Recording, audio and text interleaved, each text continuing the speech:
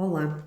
Em sequência daquilo que dizia no primeiro vídeo sobre o facto de a astrologia, ou se ter começado no fundo a praticar a astrologia a partir do momento em que se começou a olhar para o céu e a questionar esse céu e os corpos celestes que lá existem, não é? Vistos a partir aqui da Terra, porque na astrologia o ponto de referência é o planeta Terra, e portanto observamos a partir daqui todos esses movimentos esses destes corpos, destes astros que são sincrónicos, portanto que obedecem, não é, a equações matemáticas, e então conseguimos sempre prever ou saber onde é que esses planetas ou esses corpos ou pontos se vão posicionar no futuro, onde estão posicionados agora e onde estiveram no passado, porque isto é matemático.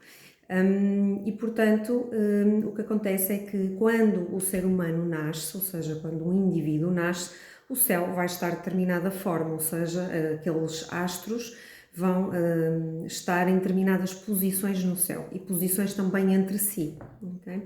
Então essas posições no céu no momento em que nós nascemos, ou essa fotografia do céu no momento em que nós nascemos, é o chamado mapa astral. Então o mapa astral é esse desenho, esses posicionamentos dos astros no céu no momento do nosso nascimento.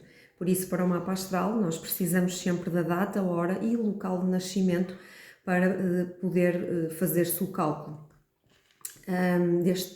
desta carta, também chamada carta astral. E como referia também no primeiro vídeo, portanto, conseguimos fazer a correlação entre o posicionamento desses planetas e os arquétipos que eles nos trazem, né, esses astros, com a nossa vida aqui na Terra, e portanto eles dão-nos uma correlação e esse mapa dá-nos aqui uma tradução sobre a estrutura energética que nós trazemos, características. Portanto, nós não somos assim porque temos aquele mapa astral, ou simplesmente porque nascemos debaixo daquele céu, mas porque nós já trazemos uma bagagem de vidas passadas, portanto, de outras encarnações, e aqui é que entra a astrologia kármica, portanto, com este movimento e esta compreensão e aceitação da reencarnação, porque já tivemos outras vidas, portanto, outras encarnações, outras experiências aqui na Terra, que fazem parte da nossa jornada espiritual, portanto, virmos cá sucessivas vezes e experienciarmos, e assim vamos nos autoconhecendo e vamos nos trabalhando. E portanto, quando encarnamos novamente, vimos então com essa bagagem de trás, com essas memórias. Trazemos muitas vezes já potenciais e dons também que desenvolvemos, e trazemos também muitas vezes ainda traumas, dores, feridas, frustrações, bloqueios que ainda não foram resolvidos, que ainda não foram tratados, muitas vezes situações que nos propusemos, ou a alma se propôs, né, a aprender, lições ou arquétipos que decidimos trabalhar para a nossa evolução espiritual, mas devido às vezes à dificuldade também da vida aqui na Terra, não conseguimos ainda fazer, ou não conseguimos ainda transcender determinadas situações e ganhar clareza e mais consciência sobre elas e como viver pacificamente com isso. E então, porque trazemos tudo isso nas nossas memórias, no nosso inconsciente, em toda essa nossa estrutura, já vamos nascer debaixo daquele céu, porque é o céu precisamente que tem toda essa estrutura também, toda essa dinâmica, que é a que nos permite encarnar, não é? Aqui na Terra, num corpo, e que vai traduzir isso. Então o mapa é um tradutor, digamos assim, é um canal, um veículo, é um tradutor daquilo que nós já trazemos para esta encarnação. E conhecendo o nosso mapa, portanto, fazendo a leitura desse céu, nós conseguimos entender e perceber alguma informação que está muito inconsciente, porque nem tudo conseguimos ter consciência logo, principalmente no início de vida, e conseguimos perceber também e dar-nos um entendimento porque fomos atraindo, e já desde a infância, fomos atraindo então uma série de pessoas, uma série de situações que no fundo não foram mais e não são mais do que canais né? As pessoas e as situações na nossa vida que nós atraímos e que muitas vezes, relativamente às pessoas, são almas com quem já fazemos contratos kármicos antes de encarnar, e portanto já é esse propósito, porque são canais para me fazer então despertar todos esses padrões, esses karmas, essas dores ainda não resolvidas, essas feridas ainda não tratadas, das quais ainda não fizemos luto, para nos despertarem ou nos ajudarem muitas vezes a trabalhar determinadas lições e arquétipos que resolvemos vir trabalhar nesta encarnação e que são importantes neste momento à nossa evolução espiritual, assim como muitas vezes também a nos ajudarem a despertar quer as situações, quer as pessoas, quer as crises, porque muitas vezes isso também acontece nas situações de crise em que somos confrontados e mexidos cá dentro para despertar ferramentas e potenciais que trazemos e que muitas vezes se não fossem essas situações não as despertaríamos ou até não tomaríamos consciência que afinal as temos, ou então para as desenvolver também. Então isto deixa-nos aqui uma compreensão, é uma leitura de que, no fundo, tudo o que atraímos para a nossa vida, mesmo aquilo que consideramos menos bom e às vezes até bastante pesado e de dor, nós somos os responsáveis por isso. Somos os responsáveis porque trazemos todo esse plano, todo esse roteiro, todo esse propósito, que é o que nós precisamos trabalhar e que escolhemos trabalhar na encarnação. Somos os responsáveis porque muitas vezes esses padrões ou situações nós criamos-las em vidas passadas, inclusive a palavra karma significa criar. Então o karma é tudo o que nós vamos criando e essa repetição de ações, pensamentos, emoções, palavras, enfim, todos esses movimentos que vão acontecendo dentro de nós e para fora de nós, essa repetição realmente leva-nos a determinados padrões, portanto leva-nos a formar um karma. Lógico que depende do tipo de frequência que nós estamos a emanar nesses pensamentos, nesses sentimentos, nessas ações, porque podemos ter... Normalmente as pessoas atribuem muito o karma, a palavra karma tem uma conotação muito pesada, muito negativa, mas não necessariamente, porque se karma é o que nós criamos, depende então dessa frequência do que estamos a criar, com as nossas intenções, ações, pensamentos, etc. E podemos ter um bom karma, okay? Que nós muitas vezes dizemos são créditos kármicos, isso também se consegue ver através do mapa e portanto nem sempre terá que ser karma negativo, entre aspas, eu não gosto muito de lhe chamar negativo, mas no fundo mais desafiante, mas por vezes também. E criamos muito desse também, fruto muitas vezes da nossa, enfim, do nosso ego, por medo, ainda por revolta, por incompreensão, por uma certa ignorância, não é, espiritual.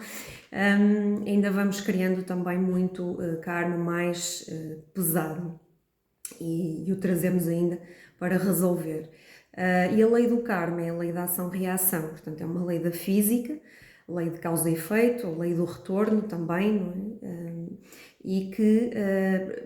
E o karma não é, tomando isto como princípio, lei da ação-reação, portanto para cada ação há uma reação, portanto isto quem estuda física sabe isto. Então o que acontece é que, no fundo é uma lei de equilíbrio. Na natureza tudo tem tendência ao equilíbrio, não é? Se eu estou aqui em excesso, a tendência é a natureza equilibrar e trazer para os sítios onde está mais em déficit, pronto, e vice-versa. Então, isto passa-se em nós, que somos natureza, que somos energia e que estamos sujeitos a esta lei universal, esta lei energética, não é? É exatamente a mesma coisa. Então o que acontece é mesmo isso, ou seja, a lei do karma, o karma não é um castigo, não pode ser visto como tal, é simplesmente uma lei de equilíbrio, de compensação, de acerto, ok? Porque a nossa tendência, né, do nosso desenvolvimento pessoal, como humanos, como seres espirituais, é esta tendência ao equilíbrio, não é? Nós vivemos num mundo de polaridades e, portanto, muitas vezes também faz parte do processo, temos que experimentar, né, os dois polos, porque só assim também conhecemos a experiência na totalidade, para depois então encontrarmos o caminho do meio, o caminho do equilíbrio. Nós podemos trazer determinados karmas, não é só um karma, não é? Porque nós vamos criando e produzindo muita coisa. Nós podemos trazer, por exemplo, um determinado karma, um tema mais forte. Muitas vezes vimos atrair o contrário até daquilo que nós fizemos. Às vezes dou o exemplo por exemplo, de um karma de agressividade. Podemos, ao longo de várias vidas, termos tido atitudes, comportamentos onde emanamos uma energia sempre muito agressiva ou até mais abusiva. E às vezes a forma, né, de podermos equilibrar isso é agora, por exemplo, numa encarnação seguinte, atrairmos isso para nós, ok? Portanto, já não o fazemos, propomos-nos a trabalhar isso, já não o fazemos, estamos a recebê-lo em troca, na questão da compensação, e podemos atrair situações ou pessoas mais agressivas, até às vezes logo desde a infância. Agora, não é porque é karma, porque há pessoas que pensam que é o meu karma, não é? Tenho que aguentar, não é assim, não é dessa forma, não é nessa perspectiva. Não é porque, não é, eu trago um karma de agressividade que eu tenho que aceitar que abusem de mim, tenho que continuar a apanhar toda a vida. Porque senão eu continuo a alimentar esse karma, não porque faço, mas porque permito que me façam. Então essa energia de agressividade e abuso continua a existir na minha vida, então continua a estar em desequilíbrio. Okay? E continua a alimentar. Então tem que chegar a um ponto, né? Lógico que em criança, adolescente, isto às vezes é muito complicado, são as fases mais complicadas, não temos autonomia, mas como adultas nós dizermos basta, chega, porque eu não quero mais isto para mim. Muito obrigada, já percebi o teu papel na minha vida, ajudaste-me a trabalhar, a limpar, a equilibrar este karma, mas agora chega. Okay? Então com este entendimento, muitas vezes até relativamente aos sentimentos mais nocivos que podemos ter desenvolvido pela pessoa, pelas situações, isto também ajuda a diluir esses sentimentos, ajuda a este perdão. O perdão, no fundo, é de libertar-nos destes sentimentos, às vezes mais tóxicos, que ficam relativamente às pessoas ou às situações. E, portanto, uma questão de autorrespeito, de autoestima, tudo isso depois nos faz, toda essa atitude requer esse autorrespeito e essa autoestima que também nos faz subir muito a nossa vibração. Okay? Então podemos quebrar, assim, aquele padrão. Não quer dizer por isso também tenho observado na minha vida e vou observando também na vida das pessoas, que deixemos completamente atrair esse tipo de situações, porque nós trazemos esse karma para trabalhar, é o nosso roteiro, ou seja, nós vamos trabalhando por camadas, então isso foi um grande passo, desbloqueou muita energia, mas até ao fim da encarnação nós podemos ainda ir atraindo algumas situações ou de abuso ou de agressividade, muitas vezes em menor grau, okay, que já é mais fácil, ou outras vezes nós também já estamos mais atentas, porque é como se tivéssemos transcendido essa energia, conseguimos viver melhor. Então, a partir do momento em que se aproxima uma situação, uma pessoa mais agressiva, abusiva, se calhar digo assim, calma, que eu já conheço isto, não vou alimentar, não vou entrar por aqui. Então é muito mais fácil. E, portanto, vamos tendo estes testes, muitas vezes até o fim da encarnação, até termos trabalhado as camadas todas e estarmos em equilíbrio com essa situação. Okay? Muitas vezes também, que observo e vou lendo e daquilo que também vou estudando nos mapas e observando as vidas das pessoas, às vezes vemos trabalhar o karma de uma forma diferente. Também dou muitas vezes o exemplo, que é bastante compreensível, é assim mais básico. Eu em várias vidas passadas posso ter sido um carrasco, posso ter sido uma pessoa que matou muita gente, por exemplo, né? Tirei vidas. E uma forma de equilibrar isso pode ser eu agora, nesta encarnação, venho à Terra e escolho salvar vidas. Então eu posso escolher uma profissão como ser bombeira, trabalhar nas urgências de um hospital, até posso ser parteira. Então agora eu venho resgatar, não é, de uma forma mais construtiva, muito amorosa, benéfica, com esta missão de vir então salvar as vidas e repor a vida e a saúde das pessoas. E normalmente estas profissões são muito kármicas, não é? Aquilo que nós fazemos depois ao longo da vida, que repara toda esta estrutura e todo este desequilíbrio que existiu. Ok. Pronto. E também temos situações em que às vezes precisamos de viver o oposto e vir ao polo oposto, não é? Por experiência, porque no fundo aqui vimos experienciar e precisamos de viver um pouco de tudo. E então há situações que eu ainda não vivi e agora, ok, venho cá em baixo e escolho viver para saber como vou sentir, reagir, para me autoconhecer através dessa experiência, porque nunca a vivi. Pronto. E outras vezes, porque venho trabalhar, então, as tais feridas, né? Uma ferida de abandono que ainda não está trabalhada, posso atrair logo à nascença um abandono, ou durante a infância, um abandono de pai e mãe, ou pai e mãe, ou o pai ou a mãe, um dos progenitores morre, ou então eu nasço e houve ali uma complicação no parto e tive que ser separada da minha mãe e sinto-me sozinha. Há muitas formas, não é?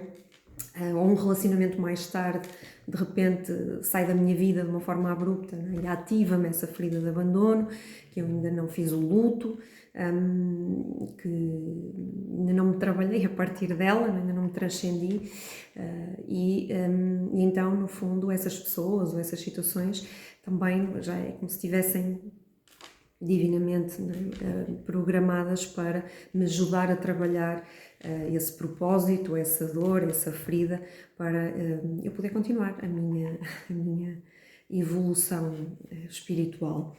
Então, claro que isto dito assim, parece tudo muito simples, não é? Tudo muito lógico, mas na realidade nós sabemos que o nosso percurso de vida, no nosso percurso de vida, e mesmo sabendo isto e tendo esta clareza, nem sempre é fácil, não é?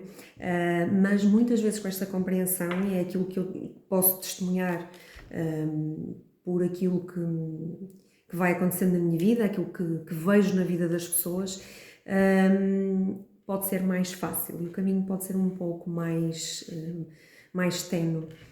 Podemos evoluir sempre com sofrimento e com a dor, ou podemos evoluir com consciência. Com consciência é mais fácil, porque já vamos trabalhando também as situações dentro de nós, e às vezes não ficando tanto no medo ou na revolta, mas mesmo que seja com dor ou que ainda venha dor, porque como já vimos, às vezes é necessário e é natural que muitas vezes ainda venha raiva ou revolta, porque são sentimentos, mas com a compreensão torna-se mais fácil, não? Ou seja, não com tanto, vivendo a dor em consciência e não com tanto sofrimento e com tanto apego a esse sofrimento. E portanto, é isso.